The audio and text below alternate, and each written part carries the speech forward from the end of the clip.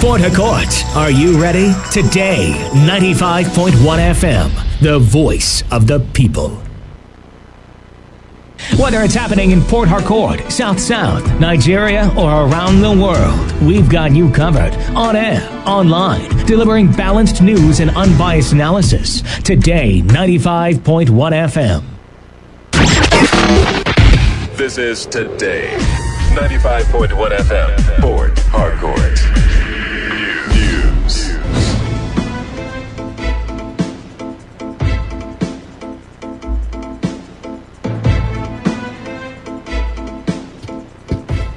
Hello and good morning. This is the World News on your premium talk radio, Today 95.1 FM Port Harcourt. I am Annie Abdul Salam. In the headlines, River State government felicitates with Muslims in the state on the occasion of Eid al-Kabir celebration. Nigeria Guild of Editors describes as unclear NBC's letter directing broadcast stations on ways to report terrorist attacks. Unknown gunmen kidnapped 3 persons on Kula-Abonema waterways. And on the foreign scene, UK, US, and EU accused China of carrying out major cyber attack on Microsoft Exchange servers. And now the details.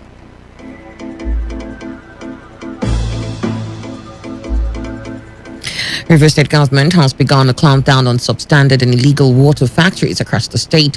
The River State Commissioner for Water Resources, Tamuno Sisi Gogojaja, led the operation alongside officials from his ministry. The team sealed off 7 substandard water factories in Diob area of Port Harcourt. The commissioner who spoke during the operation said the operators of the illegal water factories will be made to face sanctions. 3 persons out of 12 passengers on a boat in Kula-Abonema, including a lady, has been kidnapped by yet-to-be-identified gunmen on Kula-Abonema waterways in Akokotoro local government area of River State. A source within the area who confirmed the incident to Today FM's Uchendu Ejiowo said the boat was carrying 12 persons from Kula to Abonema, including the leadership of Kula Maritime Transportation Union members, when unknown gunmen ambushed them at gunpoint and kidnapped their targets. Our source said for some months now, there has been argument over transportation fare between the Abonema and Kula Maritime Transportation Union, which drew the attention of the local government council chairman, Roland Sekibo, who invited the parties for a meeting. Our source said the Kula Maritime Transportation Union were on their way to Abonema town for the meeting before a speedboat ambushed them, kidnapped 3 of the leadership of the Kula Union, while other 9 occupants of the boat escaped the attack. Our source said the whereabouts of the 3 kidnapped victims are still unknown. But they have come more 15 minutes, remaining like 10-20 minutes to Abonema. They saw another boat chasing them. So the driver initially thought it was like a kidnap, as in CRS that are coming to take their boat. Driver sank the boat very close. They are getting closer. So he sank the boat in the river. Almost all of them can swim. So on their way, they are about swimming. The boat, this other group arrived, and they are masked and we are pointing at people. You enter the boat. The other people, they are out them. They swim to the mangrove. So the chairman, whose wisdom in Derema, is other 2 escorts, one including one lady, Clement. There are 3 guys and a lady. So they took them, and up to now, they have not gotten their details. But they couldn't go with the boat. The boat was, the boat sank in the water, so they can't go with the boat. In the meantime, the local government council chairman, Roland Sekibo, is yet to react to the situation, while spokesman of the River State Police Command, Inamdi Omoni, is also yet to issue an official statement on the incident. Chief Magistrate Court sitting in Port Harcourt has ordered parties involved in a child trafficking case to visit the University of Port Harcourt Teaching Hospital mortuary to see the dead bodies of a set of twins before the next adjourned date. The court, presided over by Chief Magistrate Rita Ogogo, also reiterated its earlier order that Chidinma Maduka, a staff of the Imo State Correctional Center, who allegedly initiated the adoption of the set of twins, should be brought in court on the next adjourned date. Chief Magistrate Agogo, however, granted bail to the Managing Director of Coco Homes Foundation, Coco Krusko, and her staff, Comfort Ekon, who were remanded in the Correctional Center last week. Today FM's Uchendu Ejiowo reports that the management of the UPTH did not show up in court yesterday, as earlier ordered by the court to furnish it with relevant documents regarding the depositing of the corpses of the twin babies. Chief Magistrate Ogogo rejected the document presented by the investigating police officer in charge of the matter, Assistant Superintendent of Police Satumari Gabriel, questioning its source and authenticity since they are yet to hear from UPTH. She thereafter adjourned till Thursday, July 22nd, 2021 for information and possible bail application of the prime suspect Dennis Chimeze, who has spent weeks in the Nigeria Correctional Center. The Eid al-Kabir celebration appears to have caused a rise in the cost of livestock in the market. Some abattoir operators who spoke with Today FM's Chiamaka Okoli decried high cost of cattle, which they say has affected their business. Other traders in the market also lamented over the high cost of food items. Cow now, even this cash, we know some buy, so we try. So the thing they address the price of cow now 500, 550, 600, 800. You don't pass too much money. See how we do so. We will say when we give people 10 pieces, 500, they will complain. Before 1 lakh, we could buy 20 before 20,000, and you could still compensate cost. But now you can buy 1 lakh, 60,000, 50, money from 40. Since last week, when they talk of salary, now I'm starting the cost. Now, as it starts now, market where we buy 2 weeks ago, not the same price as where we buy now. I stopped buying plantain. 400 of plantain, 7,000, 5,000, 6,000. But how much you go sell if you buy them from them? These are local rice. Before, we used to buy it from 19, 20,000, but now 24,000. Almost everything that have added money, nothing that is left. Like this Maggi, we used to buy 400, 420 before. Now it's 450. Carton price. Oh.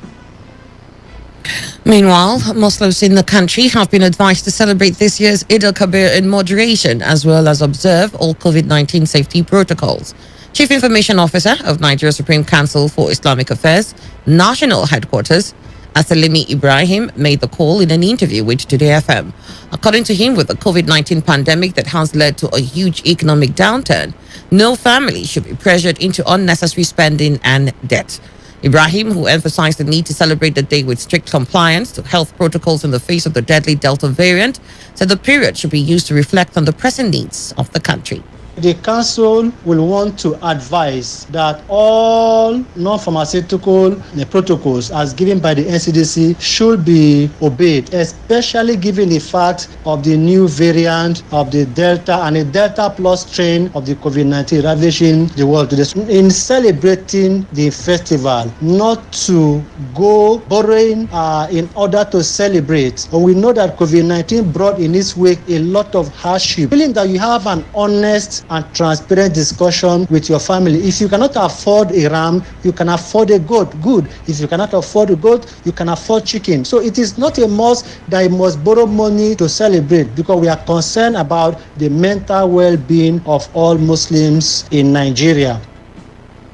The head of media and communication, who condemned the rise in cases of ransom-induced kidnappings across the country, also appealed to Muslims to be vigilant and report suspicious behavior to the relevant authorities during the two-day celebration. Because of the growing rate of insecurity, especially ransom-induced abductions in the country, we urge Muslim faithful to be very prayerful and also very vigilant at the same time. As they celebrate this year's Eid al-Adha, we urge Muslims to promptly report any and every suspicious activities or movement in your neighborhood to the nearest security formation. We want to appeal to Muslims to be good ambassadors of Islam as we continue to promote and embrace peace and ensure all forms of antisocial behavior that are inimical to national cohesion and stability. Rivers State Deputy Governor Ipalibo Harry Banigo has urged Muslim faithful in the state to continue to emulate the virtues of obedience demonstrated by Prophet Muhammad. Harry Banigo's goodwill message was contained in a message from the government house in Port Harcourt to felicitate with Muslims as they celebrate this year's Eid al-Kabir festival. According to the deputy governor in a statement by its head of media, Opele Benebo, she assured the people of the governor Nyesom Wike's led government's continuous effort to carry out all residents in the state along in the scheme of things, urging them to continue to support the governor. She said the state government is collaborating with the security agencies to ensure a hitch-free celebration, just as he wished all Muslims a happy Eid al-Kabir. Nigeria Guild of Editors says the letter containing a directive from the National Broadcasting Commission on reporting of terrorist attacks in the country was vague. The NGE president, Mohammed Issa, made the observation in a live television interview. Issa said the motive behind the latter remains unclear, and the media will not cease to report incidents as they occur. My worry about that letter is that it is not really, it is vague. When you say that don't give details of security incidents, how details are the details? Is the NBC say that, for instance, if there's a kidnap in a school, we should report the numbers of students kidnapped, the name of the school, and the action of securities or try to, rescue them? So a lot of things that are in that letter that I really don't you understand. Then number 3, say that your guests or analysts should caution them against making statements that will divide the country and all that. I think it's vague because to you, what is divisive may not be divisive to me. But I think the media is a platform where people come and express their ideas, and it's a marketplace of ideas. Some could speak for and against anything. So you cannot say don't say this and you say this. But one thing is very clear, that the media would never promote violence. The senator representing Borno South Senatorial District in the upper chamber of the National Assembly, Ali Undume, has applied to the Federal High Court sitting in Abuja to formally discharge him as a surety in the matter against Abdurrashid Maina. Maina, who is a former chairman of the defunct Pension Reform Task Team, is being prosecuted by the Economic and Financial Crimes Commission on 2 billion naira money laundering charges before the court. Ndume had reportedly said he could no longer stand as surety for Maina after the latter jumped bail and fled the country, but has been rearrested and rearraigned in court. Ndume's lawyer Marcel Oru, during the proceedings, applied formally for the discharge of clients as surety and the release of the title documents that were deposited in court. He stated that although there was a pending appeal challenging the far-reaching terms of the surety bond, the appeal had nothing to do with the substantive case in court, and further argued that the High Court has jurisdiction to hear the matter, which was however opposed by the counsel to the EFCC, Mohammed Abubakar. This report says the Department of State Services has stopped detained leader of the proscribed indigenous people of Biafra, Nnamdi Kanu, from signing a consular assistance form from the United Kingdom. Aloy Ejimako, who is counsel to the IPOB leader, disclosed this in a statement after visiting Kanu in DSS custody. You may recall that the British government expressed readiness to provide consular assistance to Kanu, but needs him to assent to the assistance by signing some forms. Ejimako said when he delivered 2 forms to the IPOB leader last Wednesday. Ejimako said he delivered 2 forms to the IPOB leader last Wednesday during a visit to the office of the secret police. But in a statement by the lawyer, he said the forms were returned to him unsigned. He revealed that the DSS officers on the day he sent the forms to them were open to signing them, but decided to first forward them to the legal unit for vetting, after which they were returned unsigned. You're listening to the World News on Today 95.1 FM, Voice of the People. After the break, more news, foreign and sports stories. Stay with us. Every day, every hour, when the big stories break, depend on our 24-hour news team to bring you the latest. Today 95.1 FM. Welcome back. You're still listening to the World News here on Today 95.1 FM. It's 13 minutes after 7. President Muhammadu Buhari has appointed Professor Ibrahim Dantani Wushishi as the Registrar Chief Executive of the National Examinations Council. According to the letter signed by the Minister of Education, Adamu, the appointment, which is for an initial tenure of 5 years, takes effect from July 12th. Until his appointment as NECO boss, Wushishi was the Professor of Science Education at the Federal University of Technology, Mina. Professor Wushishi was a lecturer in the Faculty of Education, Usmanu Danfodio University, Sokoto, before he transferred his service to the Federal University of Technology, Mina. And on the foreign scene, far-right British commentator Katie Hopkins has been sent home from Australia for bragging about flouting hotel quarantine rules. Hopkins, who has often drawn anger for racist remarks, had entered the country to star in the reality TV show Big Brother Australia. On Friday, she posted a video from her Sydney hotel room where she joked about putting frontline staff at risk. Her comment sparked widespread anger. In the video, Ms. Hopkins said she planned to lie in wait for workers to deliver food to her room so she could open the door naked with no face mask. The UK, US, and EU have accused China of carrying out a major cyber attack earlier this year. The attack targeted Microsoft Exchange servers, affecting at least 30,000 organizations globally. Western security services believe it signals a shift from targeted espionage campaign to a smash and grab raid, leading to concerns Chinese cyber behavior is escalating. The Chinese Ministry of State Security has also been accused of wider espionage activity and a broader pattern of reckless behavior, although the Chinese government previously denied allegations of hacking and says it opposes all forms of cybercrime. And now to sports. Formula One teams and governing bodies have united to show their support for Lewis Hamilton after the online racist abuse the Mercedes driver received in the wake of the British GP. Red Bull, whose driver Max Verstappen crashed out of Sydney's race after a lap one collusion with Hamilton, said they were disgusted and saddened by the subsequent abuse aimed at the seven-time world champion. Racist messages, including monkey emojis and other racial slurs, were sent as replies to a post by the Mercedes team on Instagram celebrating Hamilton's Silverstone success. A joint statement issued by F1 and FIA and Mercedes said Hamilton had been subjected to multiple instances of racist abuse on social media, both during and after Sunday's race. To end the news, here's a summary of the major stories. Rivers State government has felicitated with Muslims in the state on the occasion of the Eid el-Kabir celebration. We told you that the Nigeria Guild of Editors has described NBC's letter directing broadcast stations on ways to report terrorist attacks as unclear. An unknown gunmen have kidnapped 3 persons on Kula Abonema waterways. And on the foreign scene, you learned that UK, US, and EU have accused China of carrying out major cyber attacks on Microsoft Exchange servers. And that was the news as edited by Ifunanya Obeme Undukwe. For comments and inquiries, please call 0818-389-2850 or send your emails to news@todayfmlive.com. You can also read our stories on www.todayfmlive.com.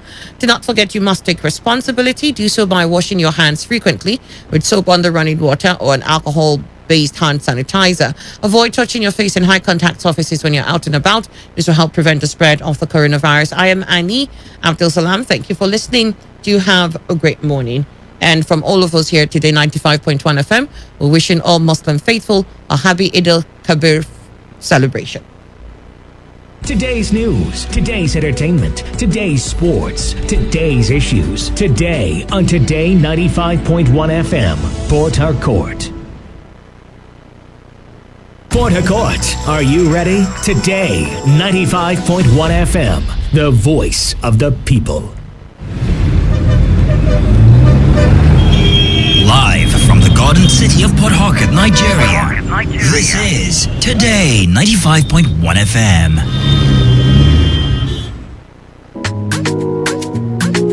Welcome to the Peak Breakfast Show.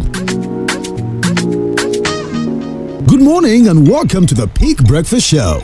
It is a show where we talk about the amazing success stories of some of the world's biggest and your favorite sports stars. We do this to inspire you to be better and driven on your way to the peak of your career, because as Peak Milk always say, it's in you. It comes your way on this dial and at this time, and it's proudly brought to you by Peak Milk. On this show, we talk about some of the great sports achievers who have left a lasting impact on their respective sports and life in general, and how they overcame adversity to achieve fame and fortune, and what lessons we all can learn on the journey to greatness. Also, we have a recipe segment to help you to a healthy lifestyle to boost your productivity. Let's go on a quick break. When we come back, it will be time to hit the road on the Peak Show, brought to you by Peak Milk. Stay tuned and stay relaxed, because we're about to nourish you big time. Peak Protein Breakfast. That's the secret to how mom wakes up early, makes breakfast for us, and runs off to work. How daddy works most nights and still gets up early to drop me at school. No matter how busy they are, they're never too tired to play with me. And that's because they never leave home without a Peak Protein Breakfast. Start every day with a Peak Breakfast, enriched with protein to keep you going. Peak. Reach for your peak. You're still listening to the Peak Breakfast. Welcome back to the Peak Breakfast Show. It's time to look at our story of greatness. On a farm which is nothing more than a straw hut, a shepherd, his father, and 9 brothers lived with a child called Haile. To go to school, he had to walk 10 kilometers every day. But little Haile was not walking there at school. He ran. He always ran. His feet were barefoot and the land arid, a mixture of sand and dirt. The air was almost unbreathable because of the heat. In class, however, there was no signs of fatigue on Haile's face. Sure, he was tired, dusty and thirsty, but the first thing that came to his classmates and teachers was his smile. Haile Gebrselassie was born on 18th April 1973 in Asela Oromia region, Ethiopia. As a kid, growing up was tough. The family barely had enough food to feed on, including proper clothing and shelter. Haile trekked, or in his case, ran and covered many kilometers to and fro school with his books tucked in his arm. This led to a distinctive running posture with his left arm crooked as if he is still holding his books. There was something special about that child. Shy and thin like a nail. It was obvious. Starting from the way he ran, his pace was light but sustained, quick but also fluid. That's how Haile won his first race as a young boy. It was almost a game. In the village, there was a competition for 1,500 meters. Try it. What is 1.5 kilometers to you? Tayeke, the elder brother who was with him, told him it was a breeze. As a prize, he received almost €0.5. It was at that moment that something was triggered in his head. The race to get out of poverty, out of misery, running to help his family. Although his father wanted him to be with him on the farm, at 16 years old, he decided to train in the police force. It is the first step that will lead Haile Gebrselassie to become the Usain Bolt of the middle ground and marathon, shattering all the records possible and imaginable. Let's take a break with a cup of creamy peak milk, and when we come back, Haile's journey to greatness continues. Peak protein breakfast. That's the secret to how mom wakes up early, makes breakfast for us, and runs off to work. How daddy works most nights and still gets up early to drop me at school. No matter how busy they are, they're never too tired to play with me. And that's because they never leave home without a peak protein breakfast. Start every day with a Peak breakfast enriched with protein to keep you going. Peak. Reach for your peak. Hey people, I trust your day is going great now, but what really gets you off to a great day? There is only one answer to that, and that is a Peak Protein Breakfast. Why? Let me break it down. A Peak Protein Breakfast keeps you nourished and helps you stay active throughout the day. And that's because Peak Milk contains protein, and it is also filled with essential vitamins and minerals that nourishes your body and helps you reach your peak daily. The cool part is that Peak Milk caters to everyone. So if you're health conscious, there is Peak Filled Cream Milk for you. And for those who love an extra creamy breakfast, there is a full cream milk for you as well. Now, that's a daily secret support. So start your day with a Peak Protein Breakfast today to keep you going on and on.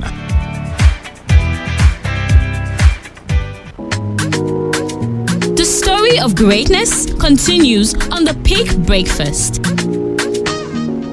In 1992, Haile gained international recognition in Seoul, South Korea when he won the 5,000 meter and 10,000 meter races at the 1992 World Junior Championships and a silver medal in the junior race at the World Cross Country Championships held in Boston, the United States. The next year, in 1993, Haile won the first of what would eventually be 4 consecutive World Championship titles in the men's 10,000 meters at the 1993, 1995, 1997, and 1999 World Championships. 2 Olympic gold medals, 4 World Championships, 26 world records, with 3 still unbeaten. The time record, the record in the 20,000 meters and 30 kilometer on the road. More obviously, he has also won a dozen marathons. This is how Haile has rewritten the story of the background and the middle ground. He broke 61 Ethiopian national records ranging from 800 meters to the marathon. set 27 world records, and is regarded as one of the greatest distance runners in history. In September 2008, at the age of 35, he won the Berlin Marathon with a world record time of 2 hours, 3 minutes, 59 seconds, breaking his own world record by 27 seconds. The record stood for 3 years since he was over the age of 35. That mark stood as the Masters age group world record until 29 September 2019. When fellow Ethiopian Kenenisa Bekele ran 2 hours, 1 minute 41 seconds at the age of 37, Gebre Selassie's 10,000 meter Masters record has not been challenged since 2008. For his compatriots, he was a god. Running is life, but so is Ethiopia. Gebre Selassie is one of the greatest African athletes ever. His celebrity status in his continent is equal to that of George Weah and Roger Miller. Like them, he has spent and still spends a life as a champion. After retiring as a professional athlete, highly dedicated body and soul to the development of his country, with the money he earned, he built schools, created jobs, he trained the younger generations and became a UNICEF ambassador for his commitment to orphaned and AIDS patients. His point of reference, the only one possible, Nelson Mandela. In 2016, Gebre Selassie became the president of the Ethiopian Athletics Federation. I want to take care of the athletes. I want to make everything that is needed available to them, he said shortly after his election. Though he was born in a small and poor village in the heart of Ethiopia, one day he said, "You can always do something, even if you come from the poorest corner of Africa."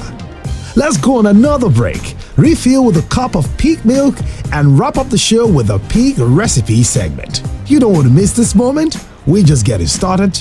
We'll be right back. Peak protein breakfast. That's the secret to how mom wakes up early, makes breakfast for us, and runs off to work. How daddy works most nights and still gets up early to drop me at school.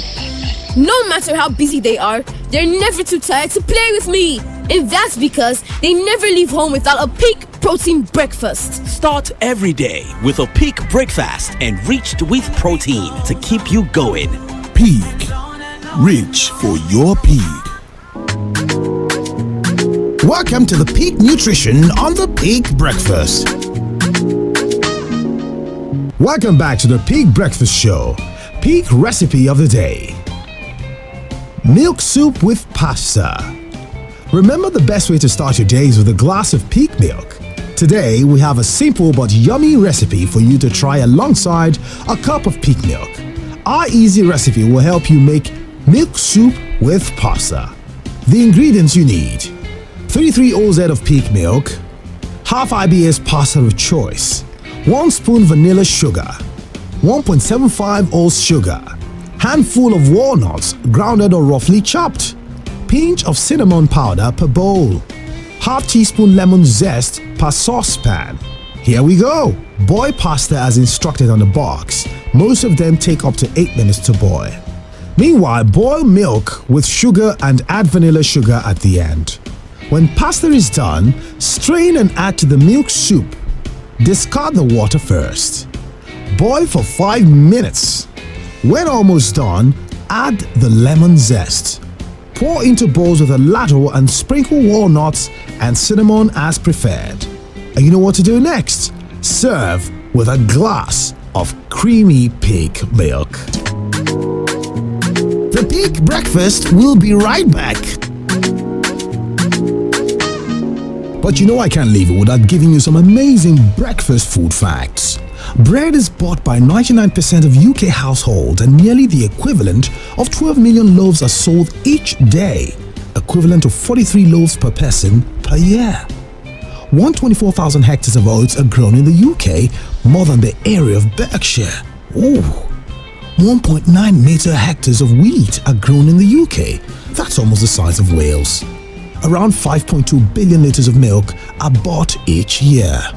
The UK produces 8,847 million eggs per year, and more than a third of UK eggs are eaten at breakfast. Every day, 5 billion Britons will eat sausages. Bacon is a 1.3 billion pounds industry, with consumers currently purchasing 221.6 thousand tons per year. And finally, scientists have uncovered a statistical relationship between a person's character, lifestyle, and social class, and whether they like their eggs boiled, fried, scrambled, or as an omelette.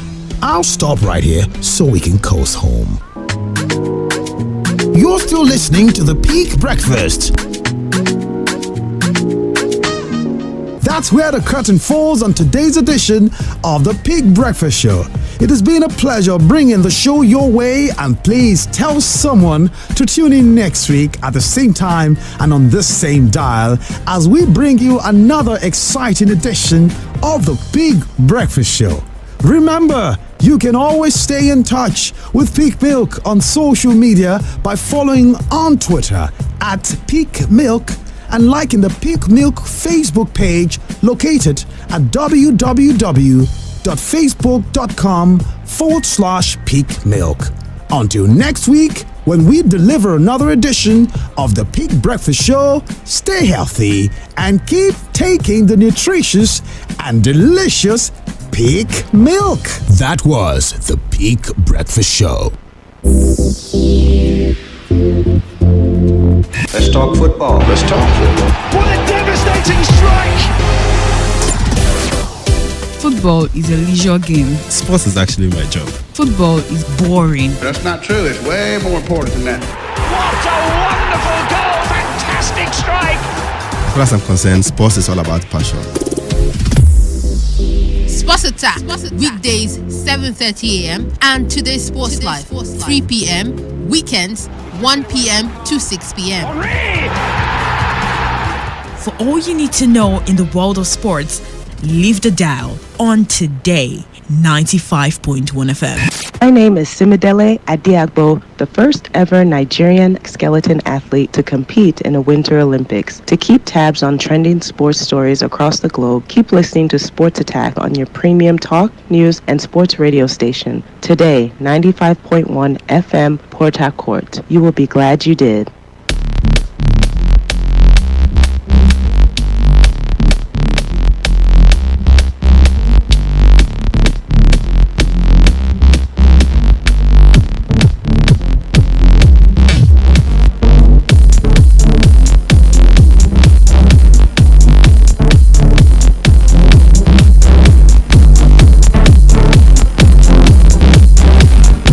A beautiful morning to you. Welcome to another exciting edition of Sports Attack on your premium talk, news, and sports radio station. Today 95.1 FM right here in Port Harcourt. My name is Wisdom Obinna and I'll be your pilot and tour guide into the world of sports this morning. Fasten your seatbelts as I take you through another all-informative cruise through the ever-exciting world of sports.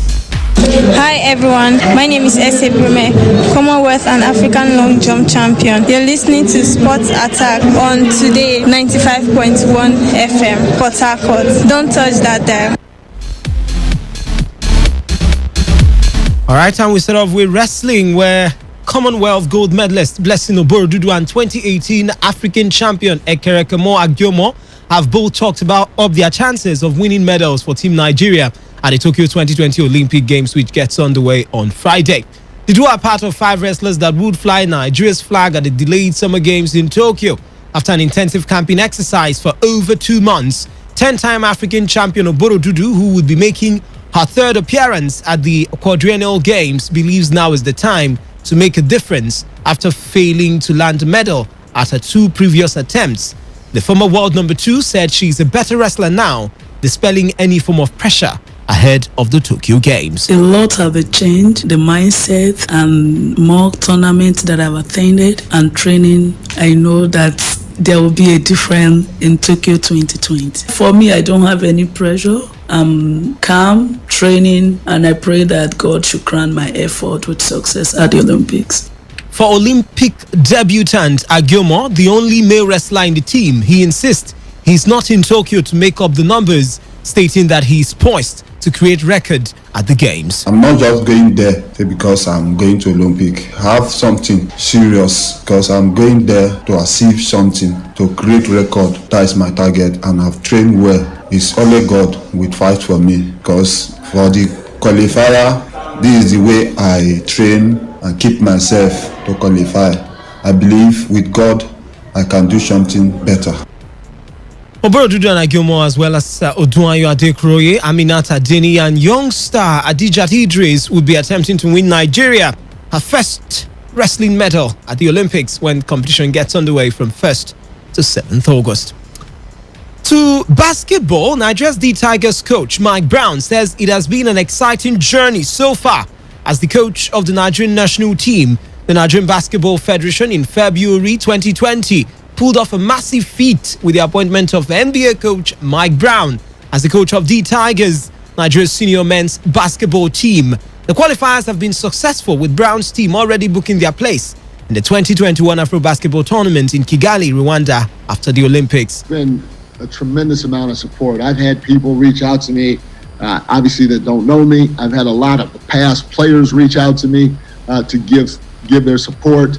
Obviously in Nigeria, with me not being Nigeria, they initially kind of like, okay, well, we'll see if he can help us and if he's truly invested. And I think what helped me win a lot of people over in Nigeria is during the pandemic. And so I think when people saw that I was invested enough to go risk, my health and coach a team in Kigali, Rwanda during the pandemic, I think a lot of people that might have been questioning it initially felt that, okay, he's with us. He truly...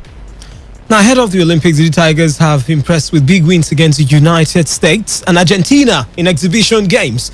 Although getting a medal at the Olympics might be too much of a task to be asked of the team yet, there's been a stark improvement that started with Brown's predecessor, Alex Nwora, who is still in the coaching setup. All right, the Tigers coach Mike Brown has listed or named 8 NBA stars in his final 12-man roster for the 2020 Olympic Games in Tokyo, Japan, with Miami Heat trio Precious Achiuwa, Gabe Vincent, and KZ Obala set to make their debut at the Global Sports Showcase.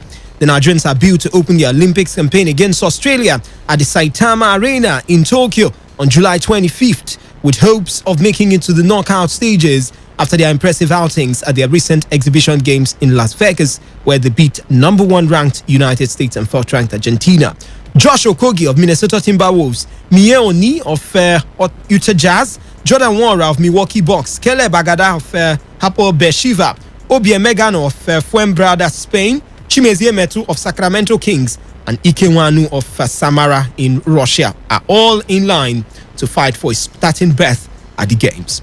Others are centers Ekpe Odo and Jalil Okafor of Detroit Pistons. The players who failed to make the final roster are Michael Gbinije of Nevezis Kedania, as Stan Okoye of Herbalife Gran Canaria, Ike Iroebu of Elan Chalon, and Chima Monike.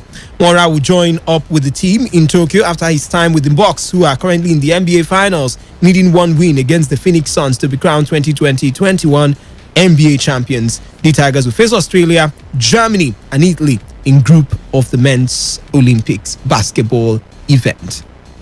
All the best to the team right there.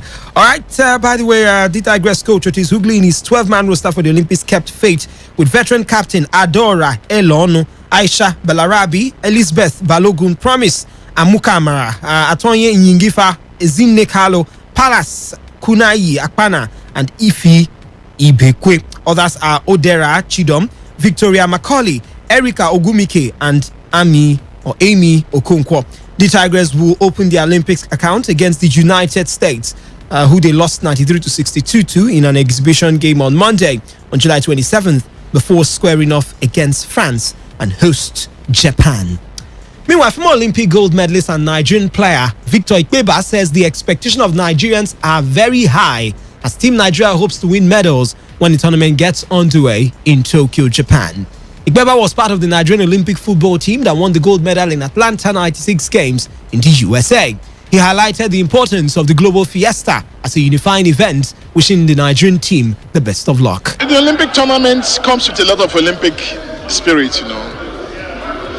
The Olympics was created for humans to compete, come together and bond. So I wish them best of luck. And Nigerians will be hoping that we come back with some medals, you know. So expectation is very high, but the spirit of the Olympics is to compete. The Nigerian male and female teams will not be part of the football event at the tournament, which officially kicks off on Friday, July 23rd. All right, to Formula One, where Formula One teams and governing bodies have united to show their support for Lewis Hamilton after the online racist abuse the Mercedes driver received in the wake of the British Grand Prix. Red Bull, whose driver Max Verstappen crashed out of Sunday's race after a lap 1 collision with Hamilton, said they were disgusted and saddened by the subsequent abuse aimed at the 7-time world champion. Racist messages including monkey emojis and other racial slurs were sent as replies to a post by the Mercedes team on Instagram celebrating Hamilton's Silverstone success.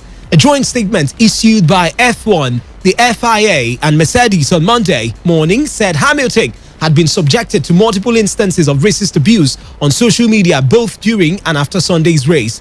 Strongly condemning the abuse, the statement added, "There is never any excuse for it. There is certainly no place for it in our sport, and those responsible should be held accountable." Now here is Hamilton, who says the incident between himself and Verstappen was unfortunate and frustrating. Side down, obviously to 6, and he was like bumping wheels with me, and so I knew that he was somewhere on the inside, so I gave him space. And the next one, I was really proud of the move, and I was really far alongside, but I could see he was not going to concede. And so, anyways, he cut across me and we collided. And I was quite frustrated that's, because we have to give space for one another. But anyways, so then I knew I had the penalty, and I was just like, you know what, I'm going to give it absolutely everything for the team and for the fans here, and we'll see where we get, and just never gave up. All right, still in Formula One, Fernando Alonso is on course to secure a seat at the Alpine team next season.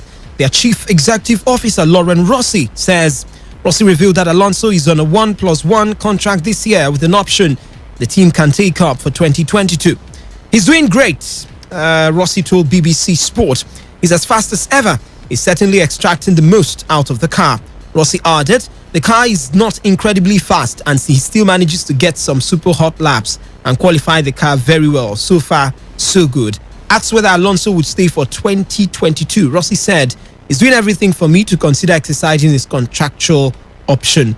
Alonso returned to F1 this season after 2 years away racing in other categories after admitting to not being at the highest level in qualifying in the early races. The two-time champion has produced a series of strong performances. That's all on all the sports. Football starts here right now. For the best and most incisive sporting reports, tune in to Sports Attack on Today 95.1 FM every week morning at 7:30 a.m. My name is Daniel Igale, President of the Nigeria Wrestling Federation. I also listen to the show.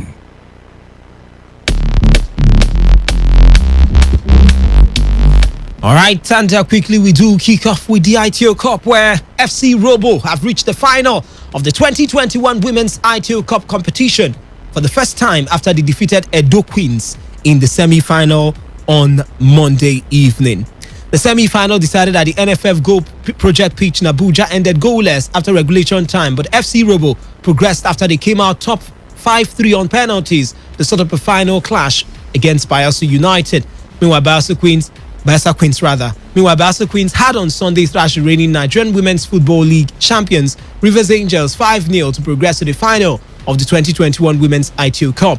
Bayelsa Queens will be making their 7th final appearance, as they will also hope to break the jinx, having previously lost all of 6 final appearances since 2001, while Robo Queens, making their first final appearance, will be hoping that luck smiles on them at their first time of asking. To the MPFL, where Rivers United coach Stanley Eguma has blamed his side's 1-0 draw against table toppers Akwa United on missed chances by his players, but refused to rule out the pride of Rivers from the title race. Red-hot Akwa United striker Charles Ashimene put the visitors in front in the 53rd minute, his 12th league goal of the season after capitalizing on a defensive mix-up.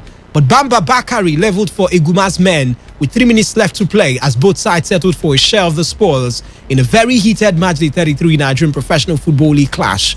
The result could have easily gone the way of host Rivers United, and they converted a plethora of scoring opportunities that came their way. And after the match, the former Gabros coach was left to reel those missed chances, describing the result is unfortunate. It's unfortunate. We prepared to win this game, but unfortunately, we settled for 1-1 draw. I say thank God, at least we did not lose the match because we had to come from behind to equalize that goal. It was a difficult one. And I think that players, we lost a lot of chances, especially in the first half. We were very wasteful in front of goal. And in the second half too, even before we got that goal, the guy who scored the goal, Bamba, had already missed about 3 chances before then. So it is very unfortunate. In fact, I will just say that today ended that way. We accepted the result in good faith and we look forward, we will forge ahead in the league. The result ensured the Port Harcourt side dropped from 3rd to 5th on the MPFL standings with 56 points from 33 games. 5 points behind leaders Akwa United. But the long-standing tactician who guided the club as Dolphins to the league title a decade ago maintains they are still in the title race. Asked if the draw against Kennedy Boboye's men ended his side title hopes, Eguma said no. The league is still on. It's not over yet. No, the league is still on. It's not over. In the past, we have drawn some matches at home. We still went forward to get to the position where we are today. We still are very hopeful that if I draw points at home, can get points away from home. It's very possible. It's the league as long as they keep a level playing ground for us. All right, from the other camp now, Akwa United hotshot Charles Ashimene has expressed disappointment over his side's 1-0 draw with host Rivers United, but remains optimistic they can clinch their first ever Nigerian Professional Football League title this season. The former Warri Wolves striker scored his 12th league goal this season as the Promise Keepers were forced to share the spoils by the Pride of Rivers, who leveled through Bamba Bakari late on. Despite the draw, Kennedy Boboye's men remain at the summit of the table with 61 points from 33 matches, 3 points clear of second-placed Nasarawa United. We are very disappointed because we came here for a win, and unfortunately for us to get where we have a draw in the match. So we are really happy. We are happy with the point. We go home and work hard for our own matches. We are very confident. We are going to work hard and believe in God that we are going to win the league. We are going to fight till the end of the season. With 12 goals so far this season, Ashimene is just 2 goals shy of leading scorer Silas Nwankwo's tally of 14 strikes. The former Bandel Insurance forward disclosed his dream is to usurp the Nasarawa United striker and finish as the league's sharpest shooter this season. It's every attacker dream to win the highest goal scorer. So I work very, very hard. I have a target for myself. So hopefully, by the grace of God, I will achieve my target. All right, to Lobby Stars now, where the management of Lobby Stars, in the face of strings of unimpressive performances, climaxed by the round of 16 exit in the ITO Cup 2021 to a lower tier Bayelsa United, placed the technical advisor Kabiru Dogo and his assistants on half salary and a 2-match pay cut ultimatum to the players.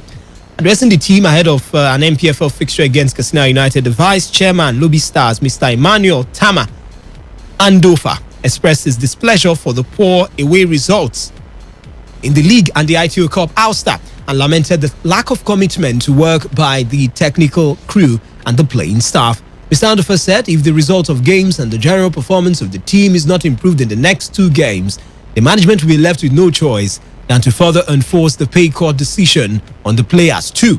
The half-pay decision on the coaches takes immediate effect with the ultimatum on players which begins with the match day 33 game of Katsina United vs Lobby Stars build, which did take place on Sunday. All right, we'll see how that one pans out. Maybe in the next game, after the next game, match day 34 on Sunday, we'll be sure how things would be or how things would pan out. But moving on now, Victor Moses and his Spartak Moscow teammates will face Benfica in the 3rd qualifying round of the UEFA Champions League. The draws for the qualifying games was held in Lyon, Switzerland on Monday. Super Eagles duo Paul Onuachu and Cyril Dessis of Genk will square up against Shakhtar Donetsk, while Joe Aribo and Leon Balogun, who play for Glasgow Rangers, will have to wait for the winners between Malmo and HJK Helsinki. Celtic also await either Valentin Zouafou and JC Sekedika's Galatasaray or Frank Onyeka's Midtjylland, while Monaco take on either Rapid Vienna or Sparta Prague. Winners of the 3rd qualifying round will progress to the playoff round, while losers will drop to the Europa Conference League. Meanwhile, Moses said he was looking forward to the start of the Russian League side this weekend. He's had a great preseason. He did tweet that one. But Valencia have jumped ahead of other competitors after making a bid for Almeria forward Umar Sadiq. But according to Spanish publication Super Deporte, Almeria rejected the Mestalla club's offer for being financially ridiculous. However, the Spanish La Liga giants could be back with an improved bid as they have reportedly already agreed personal terms with Sadiq. Almeria reportedly won 30 million euros for the former AS Roma striker who only arrived in Spain from Partizan Belgrade last year for 6 million euros. Sadiq's profile and market value has skyrocketed following a stunning debut campaign in which he scored 20 goals and recorded 7 assists in the Segunda Division. Meanwhile, Premier League clubs Leeds United and Aston Villa were also interested in signing Kanu-born Al Hassan Yusuf before he finally sealed his transfer to ambitious Belgian club Antwerp. A top source who is familiar with the midfielder's transfer negotiations told Score Nigeria, yes, there was late interest from Aston Villa and even a meeting with Leeds United for Al Hassan Yusuf. But the negotiations between IFK Göteborg and Antwerp were far advanced as the Swedish club were desperate to sell as the player only had a year left on his contract and next year he could walk away a free agent. Interestingly, the midfielder who has been widely compared to N'Golo Kante has interested several Premier League clubs in recent times, even though he has yet to represent Nigeria at any international level.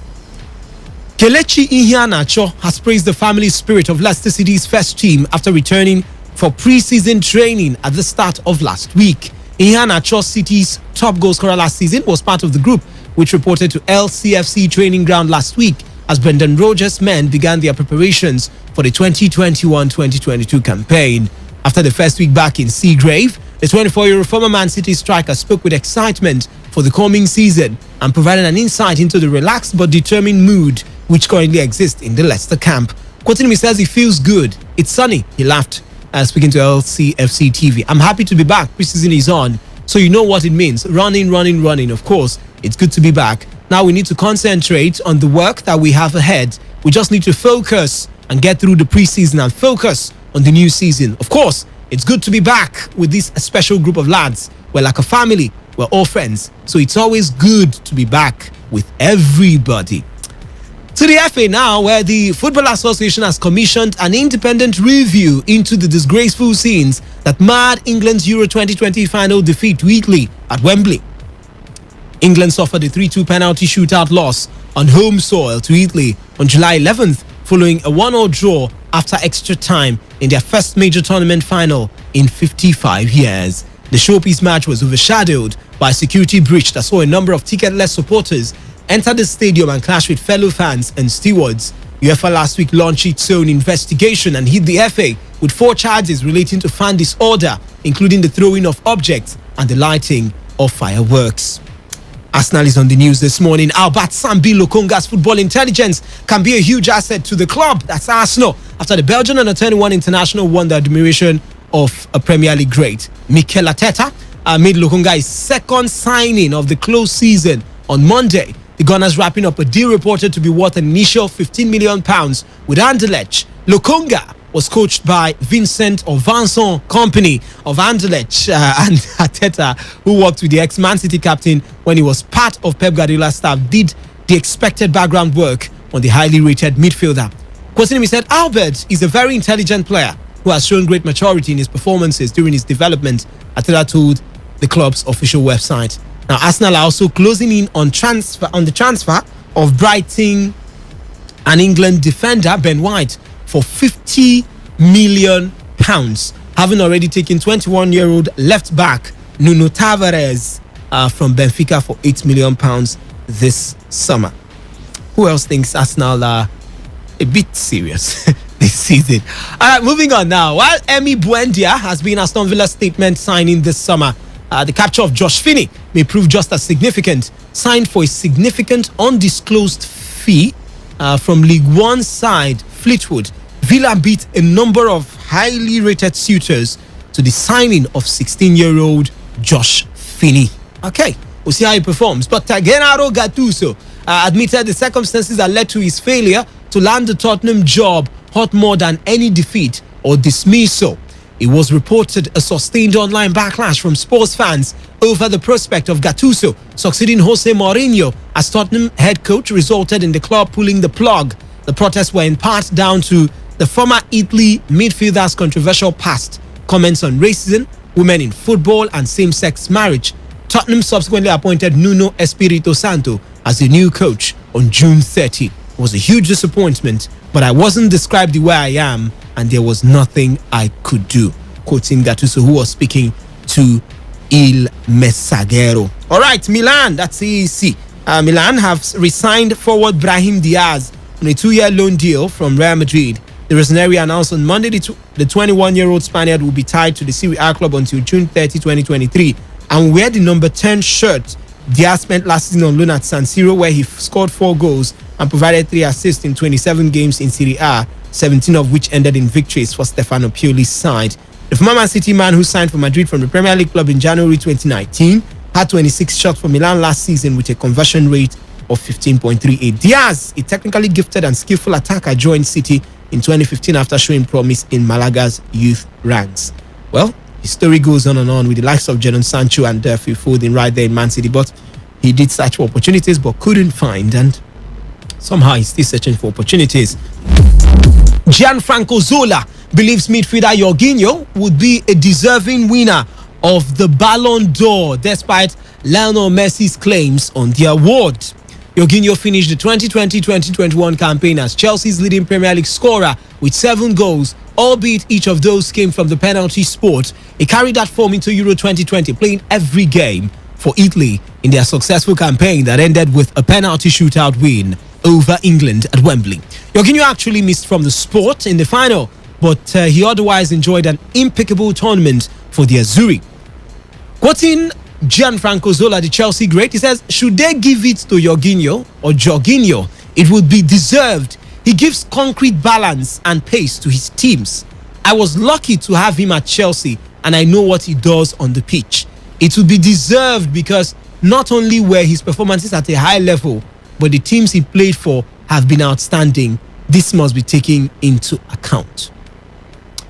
Permutations already ongoing for the Ballon d'Or. Okay, Italy and England combined to produce a nail-biting finale to Euro 2020, which was enjoyed by an average audience of 6.4 million viewers in the United States. Those staggering viewership numbers meant the 2020 showpiece became the most watched European Championship final in the USA, surpassing the previous record from the Euro 2012 final, where we had about 4.5 million in the game between Italy and Spain. Viewership increased 43% on the 2016 final. Even the first 2 games of the NBA finals failed to produce better viewing figures, with the USA appearing to have savored a memorable European championship. In fact, as Gianluigi Donnarumma's shootout heroics clinched Italy's first European championship title since 1968, the audience in the United States peaked at 8.1 million, according to ESPN figures. Meanwhile, former Manchester United defender Gabriel Heinze has been sacked as Atlanta United boss. The 43-year-old won only 2 of his 13 games at the helm and leaves the club 10th in the MLS Eastern Conference. Assistant coach Rob Valentino will take over on an interim basis. You were a good player, doesn't mean you're going to make a good coach. Moving on now, FIFA, there's various tests that we hear are being carried out at the youth tournament named the Future of Football Cup. PSV, AZ Alkmaar, RB Leipzig and Club Brugge are taking part in the competition, which has become an experiment for FIFA to test 5 new rules that could later be implemented in professional football. Now, the first change will see halves reduced to 30 minutes each, with a stopwatch used whenever there is any interruption in the match. As a result of the pandemic, the number of substitutions has increased from 3 to 5. However, there is the possibility of unlimited changes, which is now being studied during the tournament. Yellow cards would carry a greater punishment than they do at present. Players who receive one would have to leave the field for 5 minutes, meaning the team would be momentarily outnumbered. Throw-ins would be able to be taken with the foot instead of the ball having to be thrown back in after going out over the sideline. Finally, players would be able to take the aforementioned kickings and corners without having to combine with another teammate first. Instead, they will be able to drive the ball into play themselves. By the way, CAF has come out to also support FIFA's plan, or maybe the idea, to make the World Cup a 2-year event and not a 4-year event like it is. They say too many tweaks and too many touches in the soup actually makes it sour or go bad. We'll see how this one pans out. That's where we wrap things up or draw the curtains on today's edition of Sports Attack. Thank you so much for being a part of the show. It's a pleasure to have you right there. Wisdom Obina is my name. I will be back with the Sports Crew at 3 p.m. for another exciting edition of Today's Sports Live, the Naija Football Edition. Like I said, Wisdom Obina is my name, and this is Today 95.1 FM.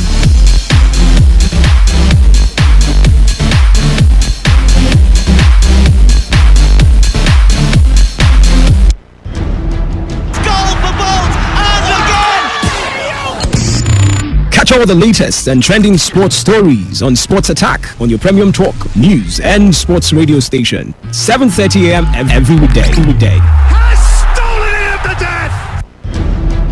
Goal for Bolt, and again! Catch all the latest and trending sports stories on Sports Attack on your premium talk, news, and sports radio station. 7:30 a.m. every weekday. Has stolen it at the death! Peak protein breakfast. That's the secret to how mom wakes up early, makes breakfast for us, and runs off to work. How daddy works most nights and still gets up early to drop me at school. No matter how busy they are, they're never too tired to play with me. And that's because they never leave home without a peak protein breakfast. Start every day with a Peak breakfast enriched with protein to keep you going. Peak. Reach for your peak. This is Today 95.1 FM.